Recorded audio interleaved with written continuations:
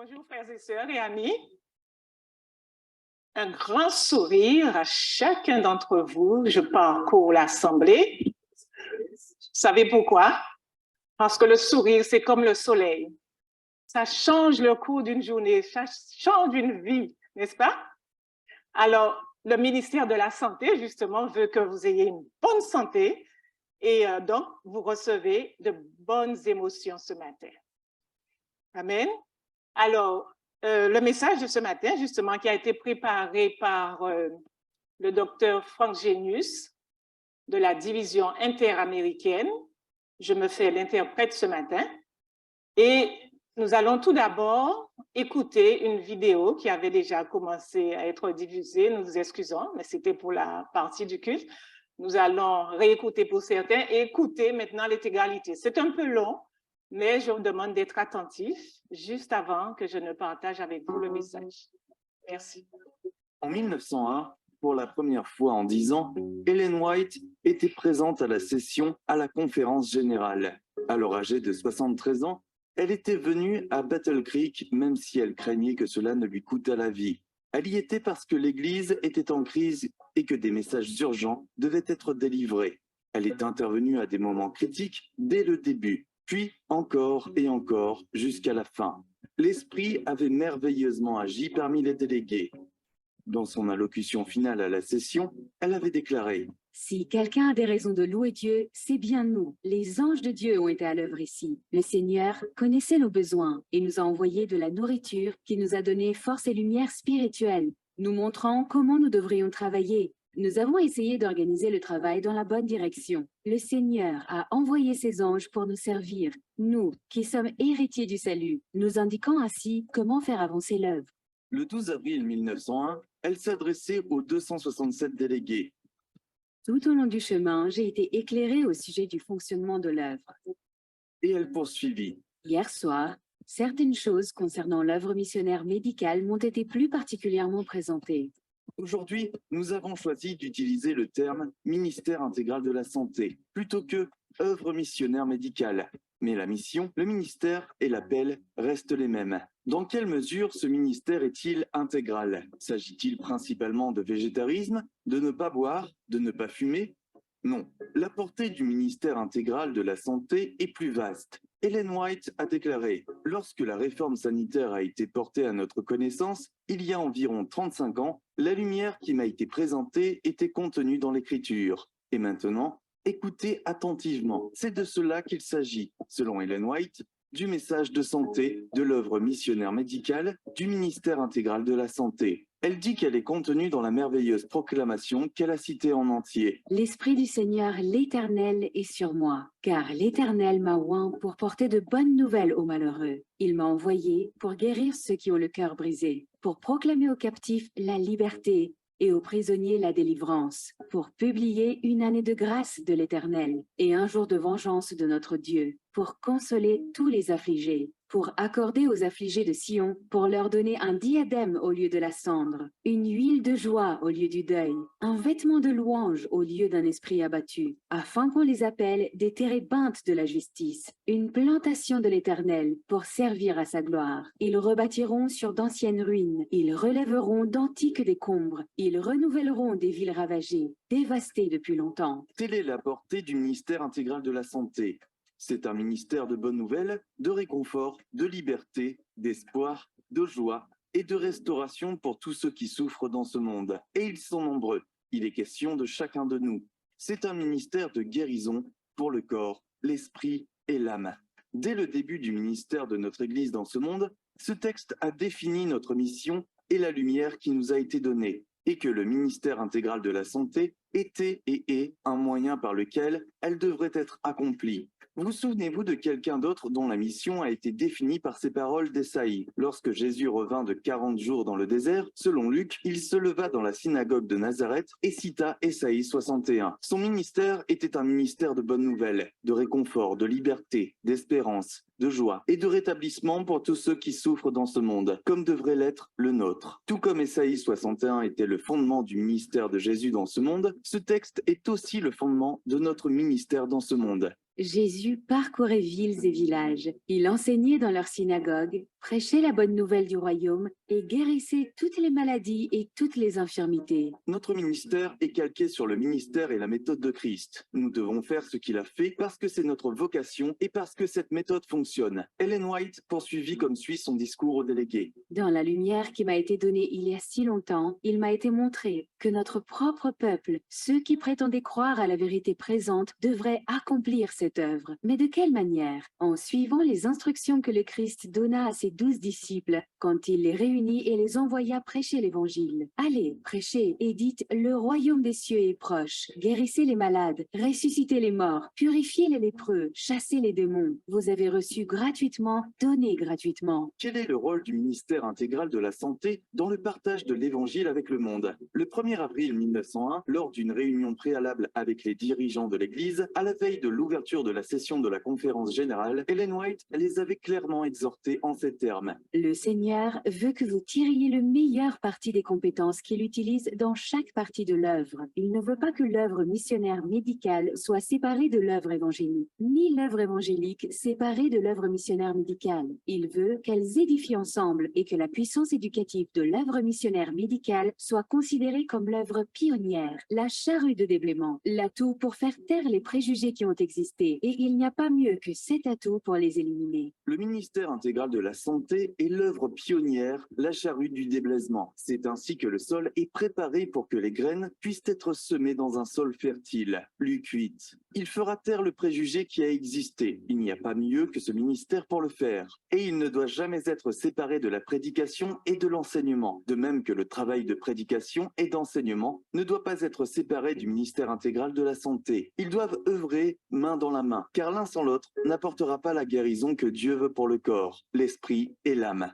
Il veut que l'œuvre missionnaire médicale et l'Évangile soient unis et inséparables, et que ces deux activités fonctionnent toujours de pair, constituant un tout uni avec ce peuple. L'œuvre médicale missionnaire ouvrira la voie à la prédication de l'Évangile, mais les ministres de Dieu doivent adopter une approche totalement différente. Ils doivent être des évangélistes, ils doivent être des missionnaires médicaux et œuvrer avec intelligence. Ils doivent faire avancer l'œuvre. Il ne sert à rien de penser qu'ils le font, car si Dieu a donner à certains une méthode pour partager l'Évangile et qu'ils l'abandonnent pour avancer seulement avec l'Évangile, alors vous ne devez pas vous attendre à ce qu'ils soient pleinement équipés pour accomplir cette œuvre, car ils ne possèdent que la moitié des équipements que Dieu veut qu'ils aient. Quelques jours plus tard, le 10 avril, Ellen White a une fois de plus développé cette pensée. L'œuvre médicale missionnaire est le travail précurseur de l'Évangile. Elle doit être liée au ministère évangélique. C'est l'Évangile mis en pratique, l'Évangile réalisé dans la pratique.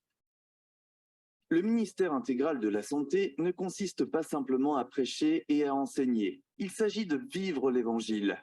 La définition pratique adoptée pour le ministère intégral de la santé, inspirée en 2011 de Ministère de la guérison, page 143, est répondre aux besoins des gens de manière pratique en démontrant l'amour et la compassion de Dieu. En effet, il s'agit l'évangile mis en pratique, l'évangile vécu dans la pratique. Et ceux qui s'y engageront seront les brebis à qui le roi dira « Venez, vous qui êtes bénis par mon Père, et recevez le royaume qui a été préparé pour vous depuis la création du monde. Car j'ai eu faim, et vous m'avez donné à manger. J'ai eu soif, et vous m'avez donné à boire. J'étais étranger, et vous m'avez accueilli chez vous. J'étais nu, et vous m'avez habillé. J'étais malade, et vous avez pris soin de moi. J'étais en prison, et vous êtes venu me voir. Je vous le déclare, c'est la vérité. Toutes les fois que vous l'avez fait à l'un de ces plus petits de mes frères, c'est à moi que vous l'avez fait. » Ellen White déclara « C'est une œuvre qui doit intéresser le monde, faire taire les préjugés et s'imposer à l'attention du monde. J'ai vu que le ciel tout entier s'intéresse au relèvement de l'humanité souffrante. Satan exerce tous ses pouvoirs pour obtenir le contrôle sur les âmes et les corps des hommes. Mon cœur est attristé lorsque je vois nos églises qui devraient être engagées corps et âme dans l'œuvre médicale missionnaire. Ensuite, Ellen White fait une prédiction étonnante et adressa une sévère réprimande. Je dois vous dire qu'il n'y aura bientôt plus de travail à faire sur le plan pastoral, mais seulement une œuvre missionnaire médicale. La tâche d'un ministre de l'Évangile est d'exercer son ministère. Nos prédicateurs doivent travailler en exerçant le ministère de l'Évangile. Oui, elle a effectivement dit que, bientôt, il n'y aura plus de travail à faire sur le plan pastoral, mais seulement une œuvre missionnaire médicale. Et d'après le contexte, il est clair que c'est ce qu'elle voulait vraiment dire. Puis vint la réprimande à l'Église en 1901. Nous qui l'entendons aujourd'hui, réfléchissons pour savoir si elle s'applique ou non à notre situation. Il m'a été présenté que dans toute l'Amérique, il y a des champs stériles. Alors que je voyageais dans le sud pour me rendre à l'Assemblée, j'ai vu une ville après l'autre qui n'avait pas encore entendu notre message. Que se passe-t-il? Les prédicateurs passent et repassent dans les églises qui connaissent déjà la vérité, tandis que des milliers de personnes périssent, faute de connaître le Christ. Si les instructions voulues avaient été données, si les méthodes appropriées avaient été suivies, chaque membre d'église accomplirait sa tâche comme partie intégrante d'un même corps. Il ferait du travail missionnaire, mais les églises se meurent et elles ont besoin d'entendre la prédication d'un pasteur. On devrait leur faire comprendre que s'ils sont incapables de se suffire à eux-mêmes, sans l'aide d'un prédicateur, ils ont besoin d'être à nouveau convertis et de passer par un second baptême. Il faut qu'ils naissent de nouveau. Tout comme Jésus parcourait villes et villages, enseignait dans leurs synagogues, prêchait la bonne nouvelle du royaume et guérissait toutes les maladies et toutes les infirmités. nous devrions faire de même. Jésus n'a pas établi de synagogue quelque part en Galilée. Il n'a pas construit une église où il pouvait prêcher à ses disciples une fois par semaine. Il n'a pas attendu ou ne s'est pas attendu à ce que les Brebis sans berger, trouvent leur chemin vers lui. Il est sorti. chercher et sauver ceux qui étaient perdus. Il est allé dans toutes les villes et dans tous les villages. Jésus a donné le modèle pour la mission vers les villes, toutes comprises. C'était sa méthode. C'était son ministère. Ça devrait être le nôtre. Je savais que les ministres qui travaillent avec ceux qui connaissent la vérité, qui les soignent comme des brebis malades, devraient être dans le champ, plantant l'étendard de la vérité dans de nouveaux lieux, ramenant les malades dans leur maison et habillant les nus. Christ dit que sa justice devancera ceux qui font ce travail et que la gloire de Dieu sera leur récompense. Mais ce travail n'est pas fait par nos églises et nos pasteurs prêchent à ceux qui connaissent la vérité quand il y en a des milliers qui ne savent rien du message du troisième ange. À propos des membres de Battle Creek, elle a dit Voici Battle Creek, avec une grande église dont les membres sont appelés au nom du Seigneur à aller dans le champ et à aider leurs semblables, à apporter de la joie à ceux qui souffrent, à guérir les malades pour montrer aux hommes et aux femmes qu'ils se détruisent. Si vous aviez poursuivi l'œuvre dans la direction que Dieu avait montrée, si vous aviez fait une œuvre missionnaire médicale essayant de guérir l'âme et le corps, vous auriez vu des centaines et des milliers de personnes accepter la vérité. Vous ne serez jamais des prédicateurs selon l'Évangile aussi longtemps que vous ne montrerez pas un vif intérêt pour l'œuvre missionnaire médicale, qui est un évangile de guérison, de bénédiction et d'encouragement. J'affirme que l'œuvre missionnaire médicale est celle de Dieu. Le Seigneur veut que chacun de nos prédicateurs s'y enrôle. Prenez en main l'œuvre missionnaire médicale et elle vous permettra d'entrer en contact avec les gens. Leurs cœurs seront touchés quand vous subviendrez à leurs besoins, tandis que vous soulagerez leurs souffrances. Vous aurez la possibilité de leur parler de l'amour de Jésus. qu'est-ce que le ministère intégral de la santé a à voir avec le message du troisième ange? 30 ans plus tôt, en 1871, Ellen White écrivait dans Témoignages pour l'Église, volume 1, page 364. Il m'a été à nouveau montré que la réforme sanitaire fait partie intégrante de la grande œuvre à laquelle le peuple de Dieu sera prêt pour la venue du Seigneur. Elle est au message du troisième ange ce que la main est au corps. Et écrivant au Dr Kellogg en 1896, 5 ans avant la session de la conférence générale de 1901, tout en l'avertissant, Ellen White affirma La réforme sanitaire est aussi intimement liée au message du troisième ange que le bras l'est au corps. Mais le bras ne peut prendre la place du corps. Proclamer le message du troisième ange, c'est-à-dire les commandements de Dieu et le témoignage de Jésus, voilà ce que nous avons à faire. Le message doit être proclamé d'une voix forte et faire le tour de la terre. Les principes de la réforme sanitaire doivent être présentés en même temps que ce message, mais ne doivent en aucun cas en être indépendants ou prendre sa place. À peine 5 ans plus tard, elle prononça les derniers mots de son discours à la session de la conférence générale du 10 avril 1901. Je sais que le travail missionnaire médical, c'est l'évangile mis en pratique. Et, comme le Seigneur l'a déclaré, l'œuvre missionnaire médicale authentique ne devrait en aucun cas être séparée du ministère de l'Évangile. L'œuvre missionnaire médicale, qui consiste à travailler en faveur des malades et des souffrants, ne peut être séparée de l'Évangile. Que Dieu aide ceux dont l'attention a été éveillée sur ce sujet à avoir l'esprit et la sympathie de Christ. Que Dieu vous aide à vous souvenir que Christ était un ouvrier, qu'il allait d'un lieu à l'autre pour guérir les malades. Si nous étions aussi étroitement connectés au Christ que l'étaient ses disciples, Dieu pourrait agir à travers nous pour guérir beaucoup de ceux qui souffrent. Elle conclut par ces mots. Que le Seigneur bénisse son peuple et lui permette de bien comprendre sa volonté. Que notre prière soit que le Seigneur bénisse son peuple et nous permette de parvenir à une juste compréhension de sa volonté. Il nous donnera les moyens de faire ce travail ensemble, en équipe, unis.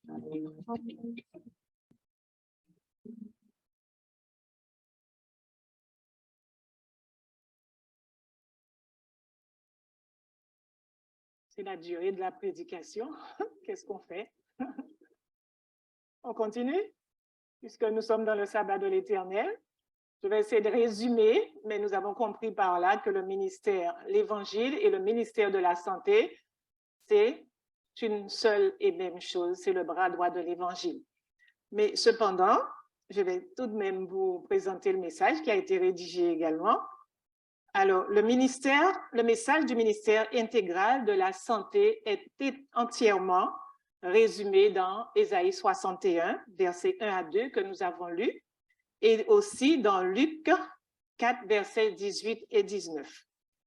L'année dernière, à cette même époque, le ministère de la Santé vous présentait 5 bonnes raisons pour lesquelles il était important de proclamer le message de santé, que je résume comme suit. Jésus veut nous donner la santé et c'est une bonne nouvelle. La guérison, il veut nous donner la guérison selon Christ. Cette guérison est totale, holistique. Elle est aussi optimale. Lorsque Jésus guérit, on devient une nouvelle créature. La guérison est universelle. Ce n'est pas pour un individu, une dizaine, mais pour tout un chacun, pour le monde entier. Et la 5e bonne raison, la guérison est transformatrice, c'est-à-dire qu'il y a une transformation à l'intérieur, mais aussi à l'extérieur, dans la mesure où on devient un agent de transformation. Nous communiquons cette guérison autour de nous. Alors pourquoi, me direz-vous, puisqu'on en a parlé, pourquoi faut-il encore proclamer le message de santé? En effet, les Saintes Écritures nous aident à comprendre que Dieu nous a fait des promesses. C'est une bonne nouvelle, mais accompagnées de promesses qui sont valables jusqu'à son retour. Nous allons retenir 4 séries de promesses faites à ses enfants. Je vais essayer d'être brève, mais bon, je suis obligée de vous partager le contenu du message. Alors, la première promesse, il guérit tous nos maux. On peut lire cela. Je vous invite à noter les versets. On ne va pas tous les lire parce que je ne vais pas vous les imposer. Dans le psaume 103, versets 2 à 3, qui dit « Mon âme bénit l'Éternel et n'oublie aucun de ses bienfaits. C'est lui qui pardonne toutes nos iniquités et qui guérit toutes nos maladies. » Et également dans Matthieu 4, verset 23, nous pouvons lire cela aussi. Et dans la Bible, comme dans les livres de l'esprit de prophétie, que Dieu a inspiré à Ellen White, Jésus nous a donné de nombreux conseils sur la manière de vivre en bonne santé. Et ainsi, dans le ministère de la guérison, elle écrit « Jésus n'aspire pas seulement à nous donner la vie éternelle, mais aussi une vie abondante sur cette terre. Il est venu en tant que serviteur inlassable des besoins de l'homme. Il a pris nos infirmités et s'est chargé de nos maladies afin de pouvoir répondre à chaque besoin de l'humanité. C'est-à-dire que chaque maladie trouve la guérison en Christ. C'est pourquoi il nous dit, ses bras nous sont ouverts et son oreille attentive à nos requêtes. Donc, il entend, il écoute toutes nos prières. La deuxième promesse, Dieu ne veut pas que nous soyons malades. Non, la maladie n'est pas une punition de Dieu. il fait des promesses à son peuple Israël, dans Exode 1, verset 27, je résume, qui dit « Dieu créa l'homme à son image » et dans le verset 31, « Tout était très bon ». Donc, il n'y avait pas de maladie quand il a créé l'homme. Dans Exode 15, verset 26, il nous dit « Si tu écoutes attentivement la voix de l'Éternel et si tu fais ce qui est droit, si tu prêtes l'oreille à mes commandements, je ne te frapperai d'aucune maladie. » Donc, on voit par là qu'il ne voulait pas qu'on soit malade. Mais on voit qu'il y a une condition, il dit « si tu ». Ce texte nous enseigne, enfin il y en a d'autres, ces textes nous enseignent que même si Dieu peut guérir toutes les maladies, sa volonté est plutôt que l'homme ne tombe pas malade du tout. C'est pourquoi il a donné des lois en matière de santé, non pas pour Israël uniquement, mais pour tout homme. Dans Proverbe 4, au verset 20 à 22, on peut le lire. Proverbe 4, verset 20 à 22. Le temps d'afficher. « Mon fils, sois attentif à mes paroles. Prête l'oreille à mes discours, qui ne s'éloignent pas de tes yeux. Garde-les dans le fond de ton cœur. » Verset 22. Car c'est la vie pour ceux qui les trouvent. C'est la santé pour tout le corps. En gardant les paroles de Dieu, voilà les conditions pour lesquelles nous pouvons demeurer en bonne santé. Alors, il est clair que la violation des lois physiques et morales conduit le plus souvent à la maladie et au déséquilibre de notre système immunitaire. Par exemple, la consommation de l'alcool, l'excès de sucre qui crée le diabète, la cause du diabète, et la consommation de mauvaises graisses également qui nuit à notre santé. Tandis que le respect des commandements de Dieu est bien souvent un moyen d'entretenir la santé ou de repousser la maladie. Si nous regardons bien en parcourant la Bible, nous verrons que certaines maladies aujourd'hui sont traitées selon les mêmes règles que dans la Bible. Par exemple, en matière d'hygiène sanitaire, où Dieu a donné des lois, ces lois sont encore valables aujourd'hui et en les appliquant, en cas de maladie, nous retrouvons la guérison. Dans le cas d'une maladie, ce qu'il faut premièrement, c'est identifier la cause de cette maladie, puis écarter les mauvaises habitudes, les supprimer totalement. Un coup de pinceau ne suffit pas, n'est-ce pas? Je veux dire par là, la prise systématique de médicaments sans aucun changement dans nos habitudes ne peut conduire à la guérison. On dit à la maladie, tais-toi. S'il n'y a pas de réforme, il n'y a pas de résultat. Nous pouvons toujours continuer à garder nos mauvaises habitudes, prendre des médicaments, mais elle reviendra toujours. En changeant les mauvaises habitudes qui ont entraîné la maladie, en changeant notre style de vie sur le plan physique, par exemple l'exercice physique que nous connaissons déjà, le sommeil, l'alimentation, mais aussi sur le plan spirituel, dans nos rapports avec la personne de Jésus, il insuffle un autre état d'esprit, c'est-à-dire qu'il nous avons la confiance en Dieu, la joie, la paix, la maîtrise de soi, quand nous nous confions en Dieu, l'amour et le respect du prochain, tout cela peut nous apporter la guérison.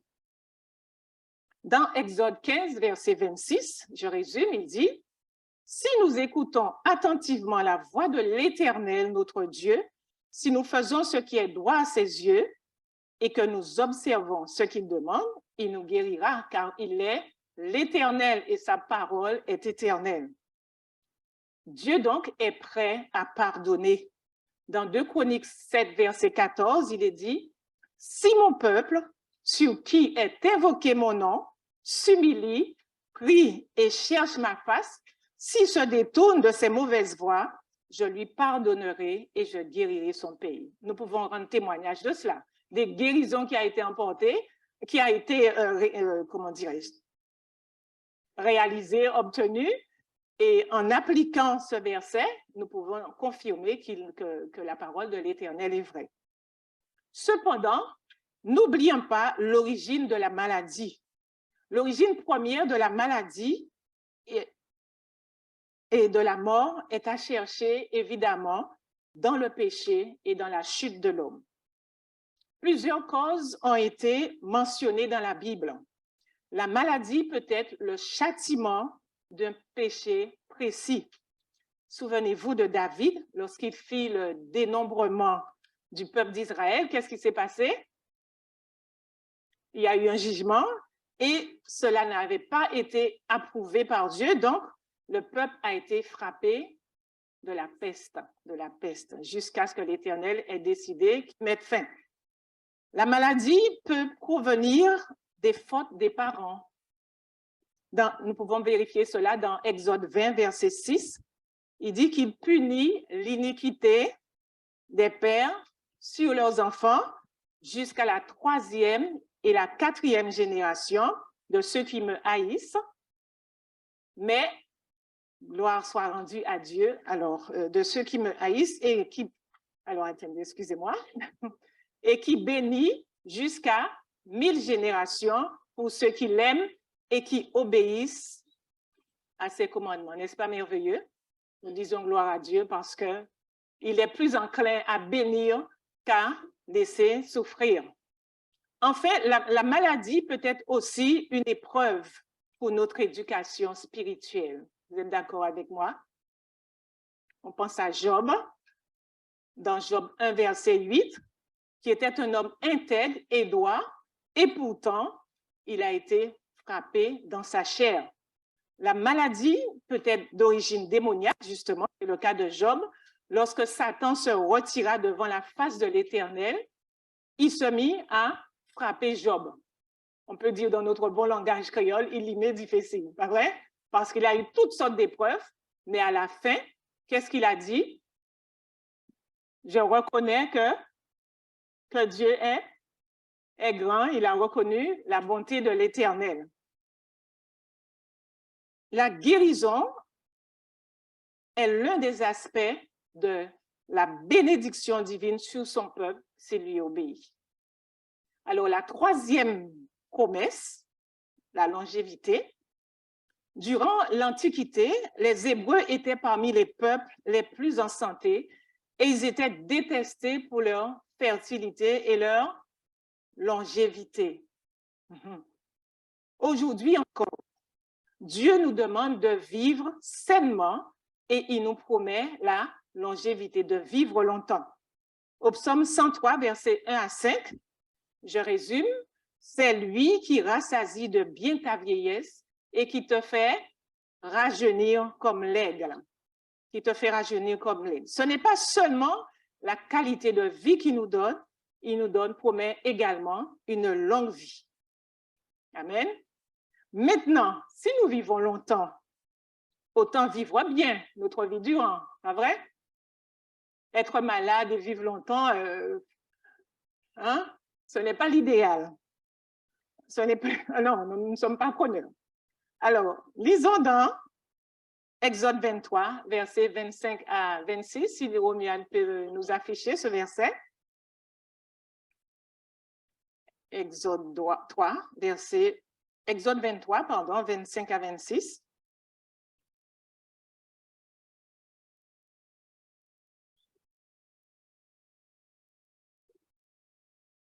Vous servirez l'Éternel, votre Dieu, il bénira votre pain et vos eaux, et j'éloignerai la maladie du milieu de vous. Il n'y aura dans ton pays ni femme, ni avorté, ni stérile. Je remplirai le nombre de tes jours. C'est bon? 23, 26? OK. Alors, la promesse de longévité n'est pas un mythe, mais une réalité. En effet, dans une étude réalisée par une équipe de scientifiques dirigée par le docteur Dan Buettner, il est chercheur et auteur reconnu dans le monde. Cette équipe a relevé 5 zones bleues, c'est dans 5 pays, où les gens ont une longévité exceptionnelle et où ils mènent une vie saine et active et surtout non médicalisée. Parmi ces 5 zones, je retiens une poche de résistants aux États-Unis. ça vous parle déjà certainement, à Loma Linda, où vit une importante population protestante d'adventistes du 7e jour, des super centenaires. Les maladies telles que le cancer, les maladies cardiovasculaires sont nettement inférieures à ce que l'on trouve dans l'ensemble des autres régions. Quel est leur secret? Non, on en connaît plusieurs, certainement. Alors, je vais vous les dire. Ils ont une alimentation principalement végétale, une activité physique régulière comme la marche à pied, mais aussi le jardinage, des rituels permettant de décompresser au quotidien, une vie sociale basée sur l'échange et la convivialité, Ensuite, un entourage communautaire riche en contact autour d'une table ou d'une assemblée. Ils vivaient ensemble. Et l'autre point, le fait de donner du sens à sa vie et avoir une raison de se lever chaque jour. Donc, ils ne laissaient pas les choses prendre le dessus, mais ils prenaient le dessus en quelque sorte. Alors, l'auteur, Dan Buettner, nous donne 9 suggestions pour créer sa propre zone bleue. La première, il faut pratiquer une activité physique régulièrement, ça on le sait déjà, et on le fait. La deuxième, n'est-ce pas Esther? La deuxième, avoir une raison de se lever le matin, chaque jour. La troisième, prévoir et utiliser des moments de repos pour évacuer la tension. Quand on est toujours sous tension, toujours à courir à droite, ben ça ne peut pas nous faire du bien, mais prendre un temps de pause pour réguler la tension. Ne manger que jusqu'à ce que notre estomac soit rempli à 80% de sa capacité. À bon entendeur pour ceux qui aiment les bons plats. 80%, c'est la règle. Tous les centenaires rencontrés durant l'étude ne mangent que très peu de viande ou même pas du tout. La 6e suggestion, éviter l'alcool sous toutes ses formes et privilégier l'eau. Je n'ai pas dit le jus, hein? J'ai dit l'eau. Donner la priorité à la famille et passer beaucoup de temps ensemble. La 8e suggestion, tous les centenaires de l'étude faisaient partie d'un groupe religieux dans leur communauté et y participaient de manière active. Et la dernière, s'entourer de personnes qui partagent les mêmes valeurs. Comment? Les gens positifs, voilà, tout à fait. De bonnes émotions, de bonnes énergies.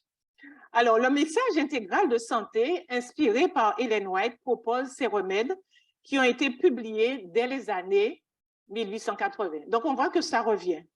C'est ce message que nous appelons le message de la réforme sanitaire ou encore le message intégral de santé.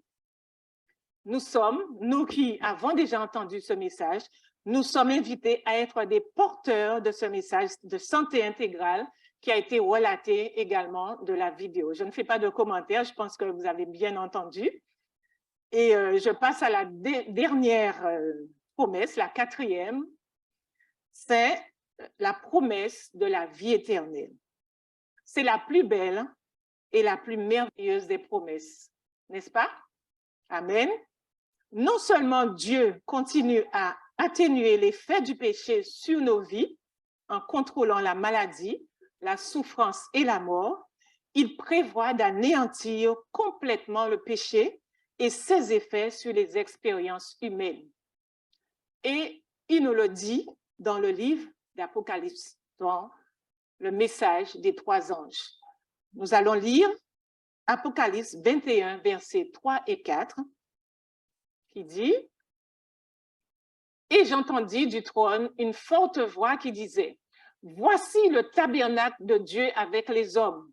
Il habitera avec eux, et ils seront son peuple, et Dieu lui-même sera avec eux.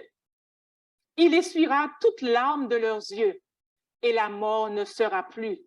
Il n'y aura plus ni deuil, ni cri, ni douleur, car les premières choses ont disparu. » Amen. Voilà l'espérance que Dieu nous donne, de vivre une nouvelle vie sans péché, sans maladie. Mais en attendant d'être sur cette terre, il nous a donné aussi des conseils à mettre en pratique pour réguler la maladie. Nous avons vu qu'il y a plusieurs causes qui ne sont pas systématiquement l'alimentation, mais il nous encourage à appliquer cela dans nos vies, ne serait-ce que pour réguler, pour atténuer la maladie. Donc, c'est la dernière promesse que je vous fais en ce matin. Alors, pour terminer, donc, l'ultime question que nous devons nous poser, elle est la suivante. Quelle importance accordons-nous à ce message de santé pour nous, pour nos familles, pour ceux qui nous entourent? Allons-nous l'ignorer? Allons-nous le garder pour nous-mêmes? Non, que chacun s'examine. Voulons-nous adhérer à cette réforme pour la gloire de Dieu? Amen. Le ministère de la Santé nous encourage à aller dans ce sens pour être des témoignages pour notre Dieu, mais aussi pour ceux qui nous entourent. Prions que Dieu nous aide à comprendre que le maintien d'une bonne santé fait partie également de notre sanctification et de notre préparation à la vie éternelle. Nous travaillons, nous militons, nous espérons cette vie éternelle. Il y a des conditions que Dieu nous donne, qui nous donne la force de les mettre en pratique dans nos vies et pour sa propre gloire. Merci de m'avoir écouté. J'espère ne pas été trop longue. Merci. Merci beaucoup. Amen.